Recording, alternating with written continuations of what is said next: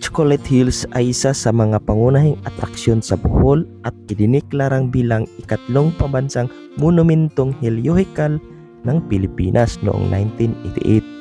Ang mga Chocolate Hills o ang mga Caramelo ay isang anyong lupa sa Pilipinas na matatagpuan sa hangganan ng mga lalawigan ng Carmen, Bohol.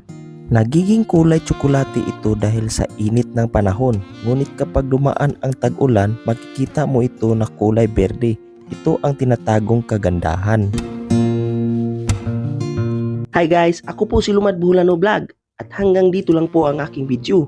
Huwag niyong kalimutan mag-subscribe para lagi kayong updated sa susunod ko na video. See you on my next video. Paalam!